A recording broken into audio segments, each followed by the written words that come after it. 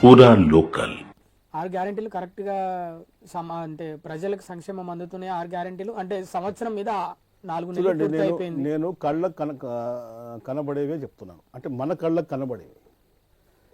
Free బస్సులో మహిళలు ప్రయాణిస్తున్నారా లేదా? మీరు చెప్పండి, ప్రయాణిస్తున్నారా?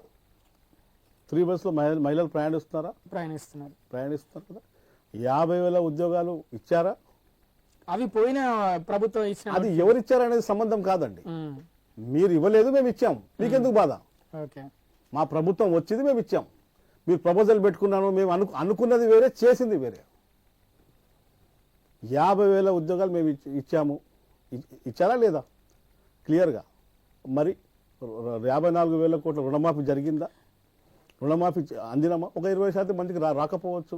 వచ్చి కలెక్టర్ గారిని కలిసి చేసుకోమని చెప్పి. ఎప్పుడు ఇస్తారు?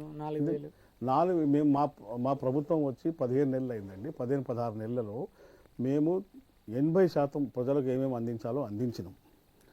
పింఛన్ కూడా వస్తుంది. కానీ ఈ మా రాష్ట్ర ముఖ్యమంత్రి 1,80,00,000 పెట్టుబడులు తీసుకొచ్చారు దావోస్ నుంచి.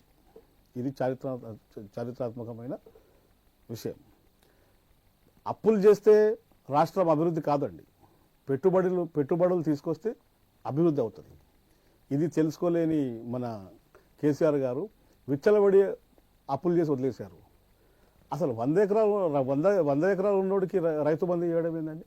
అవును, రైతు భరోసా యాసంగి సంబంధించి ఒక రోజు వేశారు కదా. మరి గ్రామానికి అంటే మండలానికి ఒక గ్రామం వేశారు రైతు భరోసా.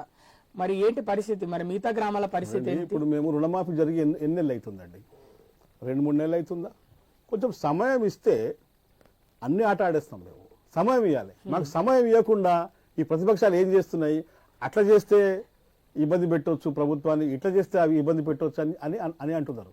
రుణమాఫీ జరిగి ఎన్ని నెలలు అవుతుందండి? 2-3 నెలలే అవుతుంది కదా. ఒక అప్పు చేసినాక ఇంకో అప్పు జోలికి పోతారండి.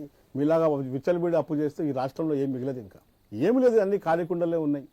అన్ని అప్పుల పాలు చేసి వెళ్ళిపోయినారు. ఇంకోటి, కేటీఆర్ గారు 9 ఏళ్ళు ఐటీ శాఖ మంత్రిగా ఉన్నారు. ఆయన రైతుల గురించి మాట్లాడతాడు. ఆయన స్వామి, నువ్వు అధికారంలో ఉన్నప్పుడు నువ్వు ఏ రైతు దగ్గర పోయినావు, ఏ పల్లెటూరులో తిరిగినావు? ఈరోజు సడన్గా నీకెందుకు రైతులు గుర్తొస్తున్నారు? ఐటీ శాఖ మంత్రిగా ఉన్నప్పుడు నువ్వు హైదరాబాద్లోనే ఉన్నావా? మరి ఆ రోజు రైతుల గురించి మీ నాయన ఫేస్బుక్ దాని ఏంది అది ఫామ్ హౌస్లో పండుకున్నాడు, నువ్వు హైదరాబాద్లోనే ఉన్నావు. మరి అప్పుడు రైతుల దగ్గర ఎవరు పోయారు? ఇవాళ మేము రుణమాఫీ చేస్తుంటే మీకు సడన్గా రైతులు ఎందుకు గుర్తొస్తున్నారు?